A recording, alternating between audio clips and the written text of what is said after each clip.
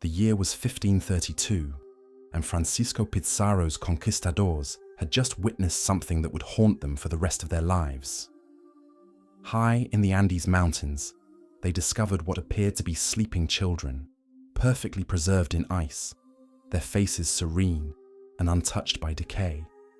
But these weren't victims of some tragic accident or natural disaster. These were the remnants of a systematic practice so methodical, so deeply woven into the fabric of an empire that it would challenge everything we think we know about one of history's most sophisticated civilizations. What the Spanish found that day wasn't just evidence of human sacrifice. It was proof of an industrial machine designed to transform young girls into offerings for the gods, a conveyor belt of death disguised as divine honor. The Inca Empire, renowned for its architectural marvels and administrative genius, harbored a secret so dark that 5 centuries later, we're still uncovering the full scope of its horror. Today, we're going to strip away the romantic myths surrounding this ancient civilization and examine the brutal reality of what it meant to be born female in the shadow of the Andes. We're going to explore a system that turned beauty into a death sentence, purity into a currency, and childhood into a countdown timer.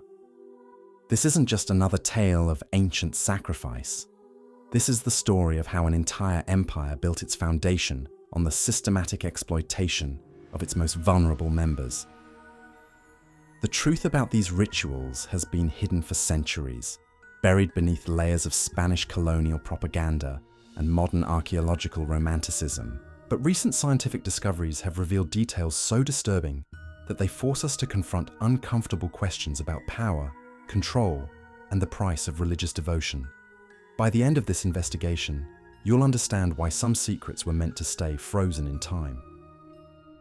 The Inca Empire, or Tawantinsuyu as it was known to its inhabitants, stretched across nearly 3,000 miles of some of the most challenging terrain on Earth. From the coastal deserts of modern-day Peru to the high-altitude plateaus of Bolivia, this was a civilization that conquered not just land, but the very concept of impossibility. They built cities in the clouds, carved irrigation systems through solid rock, and created a road network that put Roman engineering to shame. But empires aren't built on stone and gold alone. They require something far more precious and infinitely more fragile, the absolute submission of their people. And in the Inca world, that submission began with the systematic harvest of human purity, collected in the form of young girls who would never see their 15th birthday. The process began in villages scattered across the empire's vast territories. These weren't random raids or desperate acts of wartime brutality. This was bureaucracy at its most clinical, a methodical selection process that turned child procurement into an art form. Imperial officials would arrive in remote communities with the same regularity as tax collectors, their mission equally clear and far more devastating. These men weren't soldiers or priests. They were administrators, trained in the precise art of human evaluation. They carried with them detailed criteria for selection, standards so specific that they could determine a child's fate within minutes of examination. The girls they sought weren't just any children.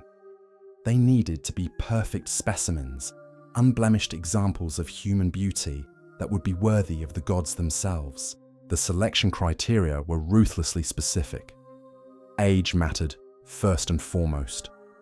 The officials sought girls between 8 and 10 years old, young enough to be molded but old enough to understand the supposed honor being bestowed upon them. Physical perfection was non-negotiable. A single mole, scar, or birthmark could mean immediate rejection. Their teeth had to be straight and white, their skin flawless, their proportions symmetrical, but beauty alone wasn't sufficient. These girls needed to possess an intangible quality that the Incas called spiritual purity. They examined the children for signs of moral character, looking for those who displayed the right combination of intelligence and docility. Too rebellious, and they might cause problems later. Too passive, and they might not possess the strength needed for their ultimate purpose. When a girl was selected, the transformation began immediately. She was no longer Maria or Chuya or whatever name her parents had given her. She became property of the empire, her individual identity erased as thoroughly as her footprints in the mountain snow. The officials would take her that same day, allowing no time for prolonged farewells or second thoughts. The journey from village to imperial center was designed as the first stage of psychological conditioning. These children were torn from everything familiar and thrust into a world where their old lives became increasingly distant memories. They traveled for days or weeks, passing through landscapes that grew progressively more alien and intimidating until they finally reached their destination, the Aklawasi, the House of the Chosen. From the outside, these institutions appeared magnificent. Built with the same precision and grandeur as any imperial palace, they commanded respect and awe from the surrounding population. The stonework was flawless, the proportions harmonious, the overall effect one of serene authority. But there was something unsettling about their design, something that spoke to their true purpose. The most striking feature of every Aklawasi was what it lacked: windows. These weren't buildings designed to let the outside world in or to allow those inside to look out. They were fortresses of isolation, architectural manifestations of absolute control. The message was clear from the moment a girl crossed the threshold. The world you knew no longer exists, and the world beyond these walls is no longer your concern. Inside, the Aklawasi revealed itself as a complex ecosystem of control, education, and preparation. The facilities were impressive by any standard. Spacious courtyards allowed for exercise and gathering. Gardens provided fresh food and medicinal herbs. Workshops contained the finest looms and tools for textile production. Everything a girl might need was provided, except the one thing that mattered most: choice.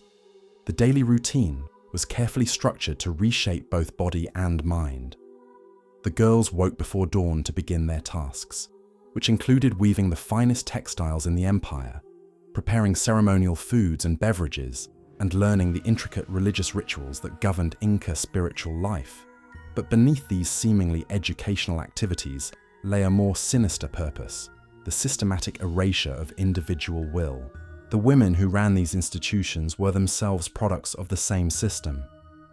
Known as Mamakona, they were former Akala who had survived the selection process and chosen or been chosen to remain permanently within the walls.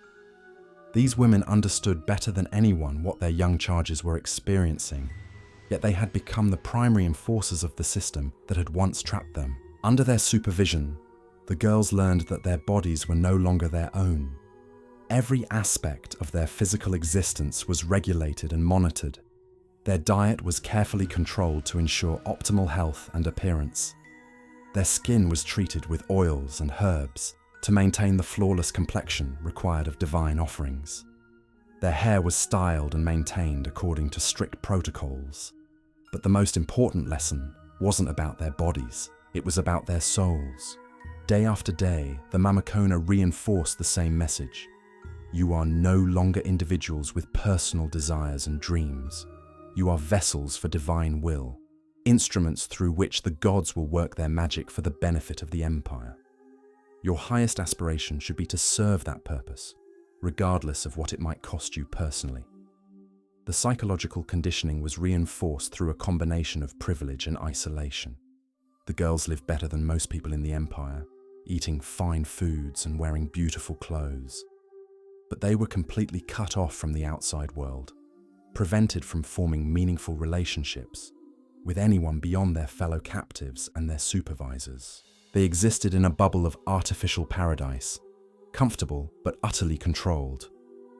As the girls matured from children into adolescence, the atmosphere within the Aklawasi began to shift. The approach of puberty marked a crucial transition, the moment when their ultimate fates would be decided. The empire had invested years in their development, and now it was time to collect on that investment. The selection process for final assignment was even more rigorous than the original recruitment. Imperial officials would return to evaluate the young women, examining not just their continued physical perfection, but also their psychological preparation for whatever role they would be assigned. The stakes couldn't have been higher because there were only 3 possible outcomes, and none of them involved returning to the families and communities they had been taken from years earlier. Some would become political gifts, sent to provincial governors or allied rulers as symbols of imperial favour. Others would remain within the Aklawasi system, eventually becoming Mamakona themselves and perpetuating the cycle of control. But for those deemed most perfect, most pure, most worthy of divine attention, there awaited a fate that the empire portrayed as the highest honour imaginable, but which modern analysis reveals as something far more sinister. These chosen few would be selected for Kapakocha, the supreme sacrifice that would supposedly guarantee their immortality and the empire's continued prosperity. They would be told they were going to live with the gods, to become divine protectors watching over their people from the realm of the supernatural. The reality, as we'll discover, was something altogether different and infinitely more horrifying. The preparation for this final journey began with elaborate ceremonies designed to reinforce the supposed honour being bestowed upon these young women. They were dressed in the finest textiles the empire could produce, adorned with gold and silver jewellery that marked them as beings transitioning from human to divine. The entire capital would turn out to witness their departure, creating a festival atmosphere that masked the true nature of what was about to unfold. But before we follow these girls on their final journey to the frozen peaks of the Andes, we need to understand the broader context that made such systematic brutality not just possible, but celebrated. The Inca Empire was built on a foundation of absolute control, where individual lives were subordinated to state needs with a thoroughness that would impress modern totalitarian regimes. This wasn't a civilization that stumbled into cruelty through war or desperation. This was systematic oppression refined over generations into an instrument of such precision that it functioned like clockwork.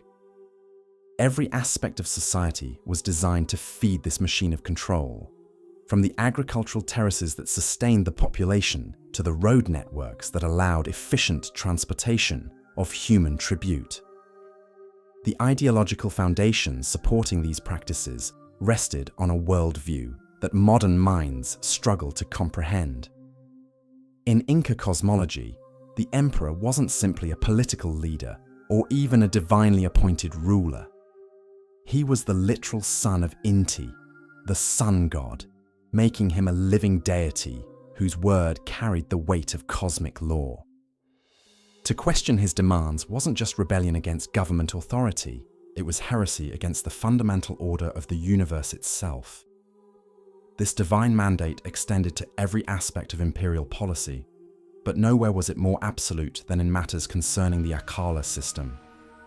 These girls weren't being sacrificed to appease angry gods or ward off natural disasters, though that's how the practice was often justified to the population. They were being consumed by a theological machine that required constant feeding to maintain its legitimacy.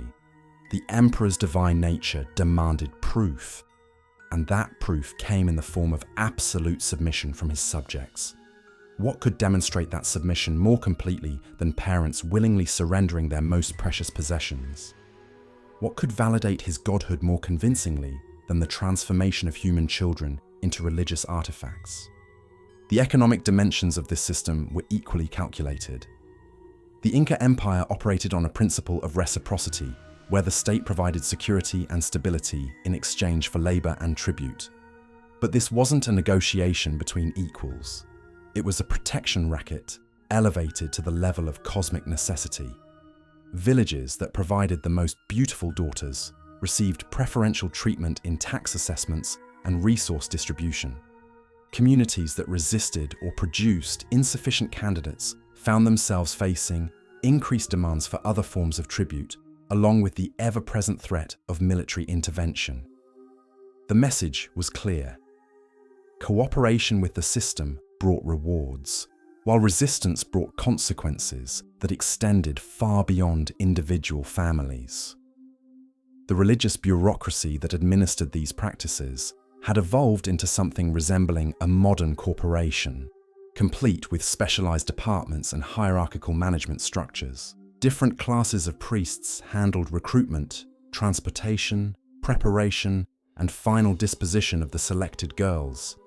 Each level of the organization had its own protocols and procedures, creating a system so compartmentalized that individual participants could focus on their specific responsibilities without confronting the full horror of what they were enabling. The priests who selected children from villages weren't the same ones who supervised their education in the Aklawasi. The officials who managed daily life in these institutions weren't responsible for determining final assignments. The ceremonial specialists who prepared girls for capacocha weren't involved in the actual execution of the rituals. This division of labor served a crucial psychological function, allowing everyone involved to maintain plausible distance from the ultimate consequences of their actions. But perhaps most disturbing was how thoroughly this system had infiltrated the consciousness of its victims. The girls who entered the Aklawasi weren't just physically imprisoned. They were psychologically reconstructed to participate willingly in their own destruction. Years of conditioning created a mindset where resistance became literally unthinkable, where the very concept of refusing their assigned role felt like a violation of natural law. The process began with isolation from everything that might reinforce their original identity. No contact with family members, no news from their home villages, no reminders of the life they had been forced to abandon. In this vacuum, the Mamakona became their only source of information about the outside world. And that information was carefully curated to support the imperial narrative. They were told that their families had been honored beyond measure by their selection, that their villages had gained status and protection through their sacrifice. They learned that the empire's continued prosperity depended on their willingness to fulfill their divine purpose, that crop failures and natural disasters would result from any failure in their dedication. The weight of collective responsibility was placed squarely on their young shoulders. The educational curriculum reinforced these messages through every subject. When they learned to weave, they were told they were creating garments worthy of the gods. When they prepared ceremonial foods, they were participating in rituals that maintained cosmic balance. When they studied religious texts, they were absorbing truths that elevated them above ordinary human concerns. Most insidiously, they were taught to see their situation as privileged rather than victimized. They lived in beautiful surroundings, ate better food than most people in the empire, and received an education that was denied to common children. They were special, chosen, elevated above the mundane concerns of ordinary life. This wasn't imprisonment, but preparation for a destiny so glorious that lesser mortals couldn't even comprehend its significance. The psychological manipulation was so thorough that many genuinely believed these messages. When the time came for final selection, some actually competed for the honor of being chosen for capacocha. They had been so completely programmed that death had been transformed into the ultimate reward, the culmination of everything they had been taught to value. This mental conditioning was essential because the final phase of their journey required their cooperation. The trek to the sacred mountains where the sacrifices would take place could last weeks or months, covering terrain so challenging that unwilling participants would be impossible to transport. The girls had to walk to their own deaths, and they had to do so with apparent enthusiasm that would validate the entire system in the eyes of witnesses. The routes to these sacred sites were carefully planned to maximize both logistical efficiency and psychological impact. The processions would pass through major population centers, allowing thousands of people to witness the supposed honor being bestowed upon these young women. The girls would be displayed like religious relics, dressed in elaborate costumes that emphasized their transformation from human children into divine offerings. But behind the pageantry and ceremony lay a more practical concern: maintaining control over participants who might experience moments of clarity that pierced through their conditioning. The empire couldn't risk having a designated sacrifice. suddenly realize the full horror of what was happening and attempt to escape or resist. Such an incident would undermine the entire narrative that supported the system. The solution was pharmaceutical. Beginning days or even weeks before the final ceremony, the selected girls were given increasingly large quantities of chicha, a fermented beverage that served both ceremonial and practical purposes. The alcohol helped suppress anxiety and resistance, while creating a dreamlike state that made reality seem less immediate and threatening. More significantly, they were fed massive quantities of coca leaves, far beyond what would normally be used for altitude sickness or ceremonial purposes. The alkaloids in these leaves created a chemical dependency that made the girls increasingly passive and compliant. Combined with the effects of alcohol and extreme altitude, this created a pharmaceutical cocktail that essentially transformed conscious human beings into docile victims. The dosages were carefully calibrated to maintain consciousness while suppressing resistance. The girls needed to remain aware enough to participate in the final rituals, but sedated enough to prevent panic or escape attempts. This wasn't mercy, but operational necessity, a chemical solution to the logistical challenge of transporting unwilling sacrifices to remote mountain peaks. As the processions climbed higher into the Andes, the girls entered an increasingly alien environment where normal human life couldn't be sustained. The air became so thin that every breath was a struggle, the cold so intense that exposed skin would freeze within minutes. These weren't places where people went to live with the gods. These were places where people went to die, and everyone involved knew it. The final camps were established just below the summits, where the actual sacrifices would take place. Here, the girls spent their last days in a state of ritualized preparation that combined religious ceremony with practical necessity. They were bathed, dressed in their finest garments, and adorned with jewelry and ornaments that marked their transition from human to divine. But the chemical sedation continued and intensified. By this point, the girls were consuming quantities of alcohol and coca that would have been lethal under normal circumstances. Only the extreme cold and altitude prevented immediate death, creating a suspended state where consciousness flickered like a candle in a hurricane. The final ascent to the sacrifice sites required superhuman effort from everyone involved. The girls, now barely conscious, had to be carried or supported by attendants who were themselves struggling with the effects of altitude and cold. The thin air made every movement exhausting. The cold turned metal objects into instruments of torture, and the landscape became an abstract nightmare of white and grey. At the summit, small ceremonial platforms had been prepared in advance, carved into the rock and earth at locations deemed sacred by Inca astronomy and religion. These weren't elaborate temples, but simple depressions in the ground, barely large enough to accommodate a human body curled in the fetal position. The girls were placed in these niches while still alive, but completely incapacitated by cold, altitude, and chemical sedation. They were positioned carefully, their limbs arranged to create the peaceful appearance that would be discovered centuries later by archaeologists. Around them were placed grave goods intended to ease their journey to the afterlife.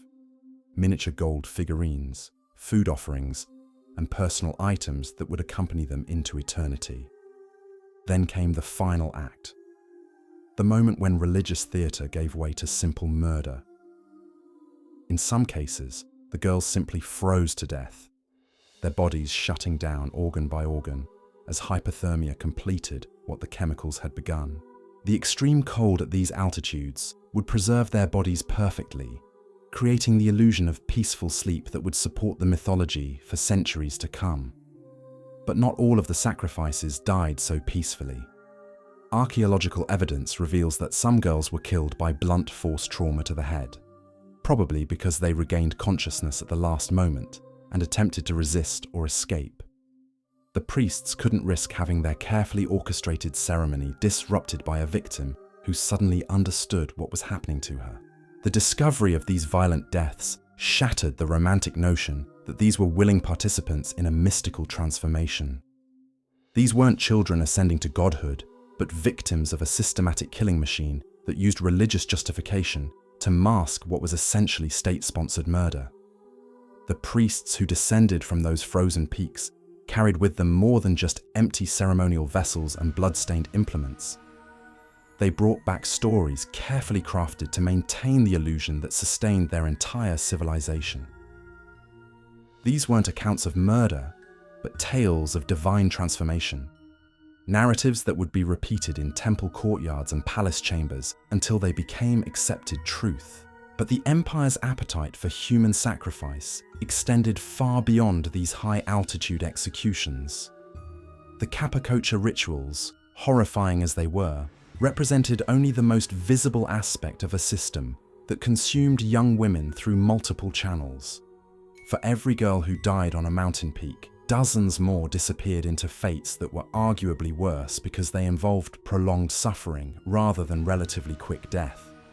The political marriages arranged through the Aklawasi system created a different kind of horror, one that unfolded in private chambers across the empire.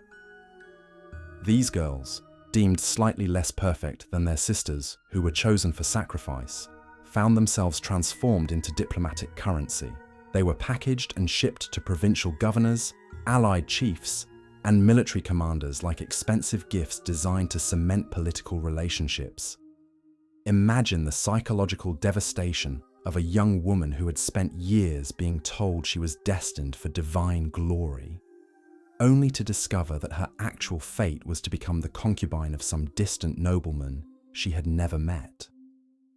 The transition from sacred virgin to political commodity happened overnight, with no preparation or explanation beyond the empire's need to reward its servants. These arranged unions weren't marriages in any recognizable sense, but formalized rape disguised as diplomatic protocol. The girls had no choice in their partners, no voice in the terms of their relationships, and no escape from situations that could range from neglect to active abuse. They were expected to produce children who would strengthen political alliances, their wombs becoming factories for the next generation of imperial servants. The men who received these human gifts understood perfectly well what they were getting. These weren't wives, but symbols of imperial favor, living reminders of their status within the hierarchy. Some treated their assigned women with relative kindness, but others saw them as opportunities to exercise absolute power over completely helpless victims. The empire provided no oversight or protection for these women once they left the Aklawasi system. Even more disturbing were the cases where political expediency required the elimination of these human gifts. When alliances shifted or governors fell from favor, their Akla consorts often disappeared along with them. Some were killed outright, others were sold into slavery, and still others were simply abandoned to fend for themselves in societies where they had no family connections or survival skills. The third fate awaiting graduates of the Aklawasi system was perhaps the most psychologically cruel of all.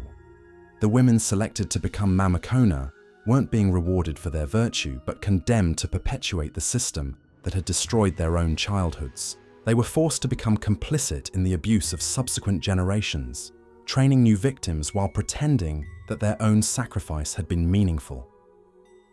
These women lived their entire adult lives within the walls that had first imprisoned them as children. They never married, never had families of their own, never experienced any of the normal milestones of human development. Instead, they devoted themselves to maintaining the machinery of oppression, teaching young girls to accept their fate while secretly knowing exactly what that fate entailed.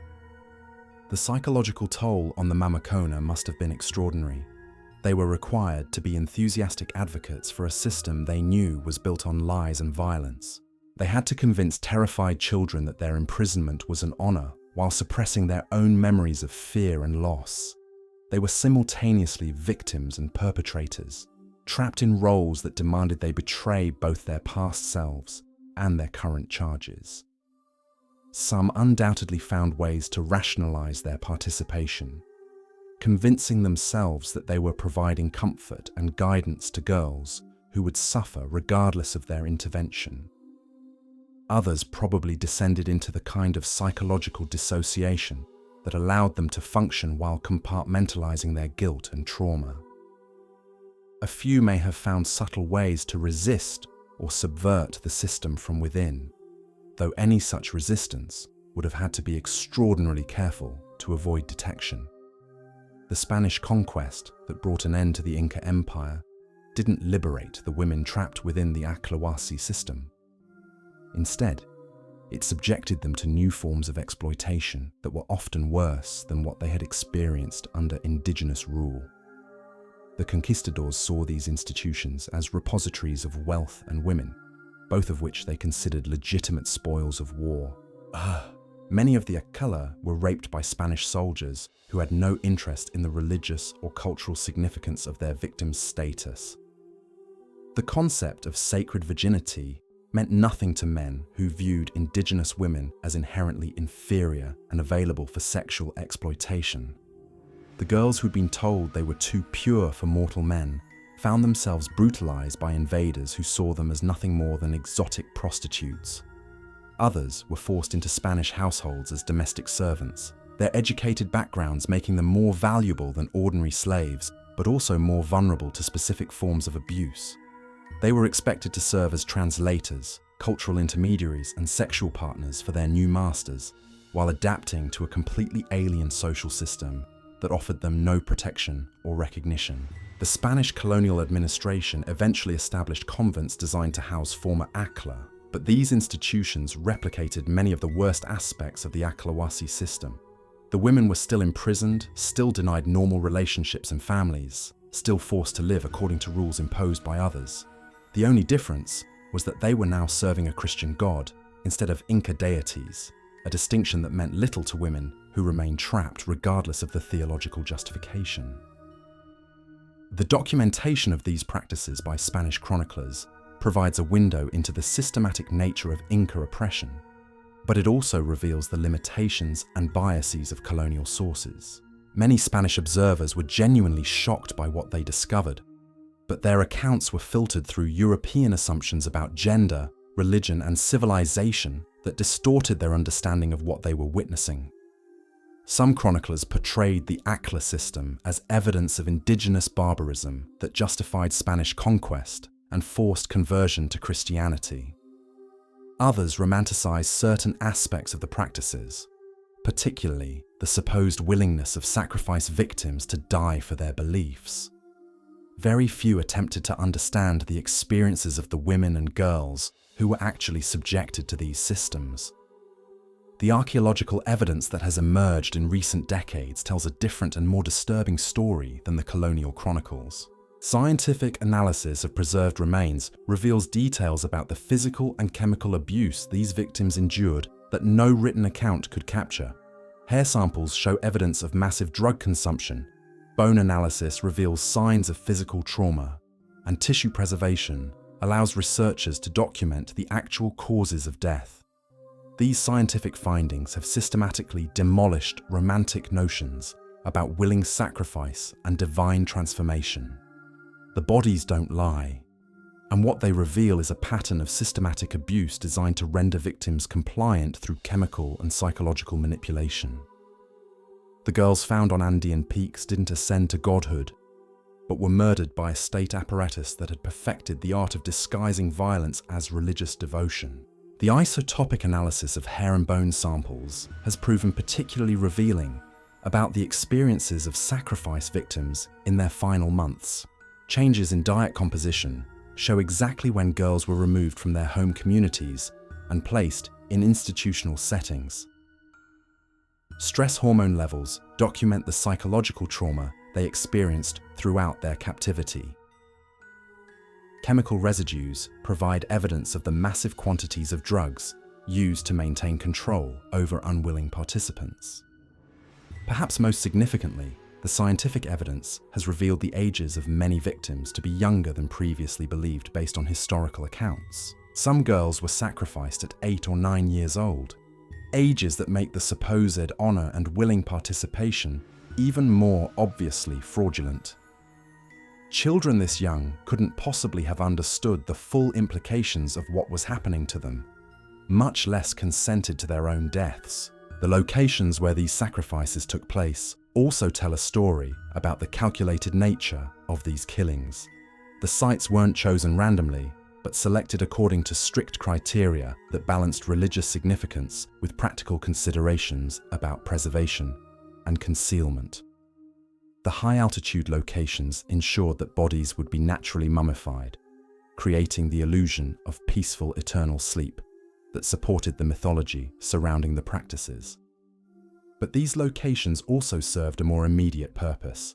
They were remote enough that the actual mechanics of killing could be conducted away from witnesses who might have been disturbed by the reality of what was happening. The ceremonial processions that brought victims to these sites involved hundreds or thousands of participants, but the final acts were carried out by small groups of specialists who could maintain operational security. The grave goods found with sacrifice victims provide additional evidence about the systematic nature of these practices. The objects weren't random offerings, but carefully selected items designed to support specific narratives about the victim's transformation from human to divine. Miniature gold figurines represented the girls' new status as supernatural beings, while food offerings suggested they were embarking on a journey rather than simply dying. These artifacts were also calculated to impress future discoverers, whether those were imperial officials conducting periodic inspections or eventual archaeological investigators. The wealth and craftsmanship of the grave goods demonstrated the empire's power and sophistication, while reinforcing the supposed honor being accorded to the victims. Every detail was choreographed to support the official narrative that masked the underlying brutality. The textiles found with sacrifice victims represent perhaps the most poignant evidence of their suffering. Many of these garments were woven by the girls themselves during their years of captivity in the Aklawasi system. The quality of the work demonstrates the skill they had developed through countless hours of forced labor, while the designs incorporate symbolic elements that would have been meaningful to their original communities.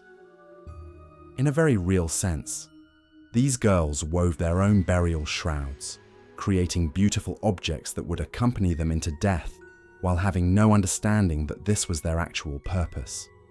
The irony is devastating. They were taught these skills as part of their supposed preparation for divine service, when in reality they were creating the costumes for their own murders. The psychological mechanisms that allowed this system to function for centuries provide disturbing insights into how societies can normalize extreme violence through incremental conditioning and ideological justification. The Inca Empire didn't suddenly decide to start killing children, but developed these practices gradually over generations, each step building on previous precedents until mass murder became routine administrative procedure. The bureaucratization of violence was crucial to its sustainability. When atrocities are committed by individuals acting on personal impulse, they generate immediate social resistance and legal consequences. But when the same acts are systematized and embedded in official institutions, they can continue indefinitely because no single person feels responsible for the ultimate outcomes. The religious justification provided essential cover for practices that would otherwise have been recognized as criminal. By framing child murder as divine service, the empire transformed potential resistance into compliance and horror into honor. Parents who might have fought to the death to protect their children instead competed for the privilege of surrendering them to the state. The geographic isolation of the Inca Empire also contributed to the persistence of these practices by limiting exposure to alternative value systems that might have challenged their legitimacy. When entire populations are raised within closed ideological systems, behaviors that would be obviously criminal in other contexts can appear normal or even virtuous to those who have never been exposed to different perspectives. But perhaps most disturbing is the evidence that these practices weren't confined to periods of crisis or desperation, but were regular features of imperial administration during times of peace and prosperity. The sacrifice rituals weren't emergency measures designed to address specific threats, but routine maintenance procedures for a political system that required constant feeding of human lives to maintain its legitimacy. The scale of these operations reveals the industrial nature of what was happening. Conservative estimates suggest that hundreds of girls were processed through the Aklawasi system annually, with significant percentages ending up dead through sacrifice, political assignment, or institutional confinement. Over the centuries of imperial rule, the total number of victims likely reached into the tens of thousands. These numbers represent more than statistical abstractions. Each figure represents an individual child who was torn from her family, subjected to years of psychological conditioning, and ultimately consumed by a system that viewed her as raw material rather than a human being. The aggregate impact on families and communities across the empire must have been devastating, creating a persistent climate of fear and grief that shaped every aspect of social life. The long-term demographic effects of systematically removing the most beautiful and intelligent girls from the general population would have been significant. These practices essentially functioned as a form of negative eugenics, preventing the reproduction of individuals with desirable traits, while concentrating genetic advantages within the imperial family and their immediate associates. The social psychology of communities that regularly surrendered their children to this system reveals the depth of state control over individual consciousness. Parents who should have been protecting their daughters instead collaborated in their destruction, demonstrating how thoroughly the empire had penetrated and reshaped basic human instincts about family loyalty and child welfare. The transmission of trauma across generations must have been profound. Children who grew up witnessing the systematic removal of their sisters and friends would have internalized lessons about powerlessness and the arbitrary nature of survival. This psychological conditioning would have made them more compliant as adults and more likely to cooperate with the same system that had terrorized their childhoods. The gendered nature of these practices reveals how the Inca Empire weaponized sexuality and reproduction as instruments of political control. By monopolizing access to the most desirable women, the imperial system ensured that reproduction itself became a privilege distributed according to political loyalty rather than personal choice or romantic attraction. The frozen bodies that rest in museum cases today are not artifacts of a glorious civilization, but evidence of one of history's most sophisticated systems of state-sponsored terror. When we look at their preserved faces, we're not seeing divine transformation, but the final moments of children who died in confusion, fear, and betrayal. The peaceful expressions that archaeologists once interpreted as evidence of willing sacrifice now reveal themselves as the result of massive chemical sedation designed to prevent resistance. Modern science has stripped away 5 centuries of mythology to expose the brutal reality of what the Inca Empire actually was. A totalitarian machine that consumed its own people with industrial efficiency. The architectural marvels and engineering achievements that fill our history textbooks were built on a foundation of systematic child murder, their golden facades concealing the blood of innocents who never had a choice in their fate. These girls deserve to be remembered not as willing participants in mystical ceremonies, but as victims of a system that transformed childhood into a death sentence.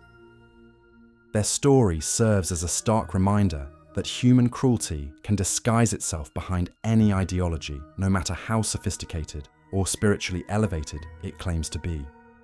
The true horror of the Inca Empire lies not in its exotic practices, but in how completely it normalized the unnormalizable, making murder into religious duty and terror into honor.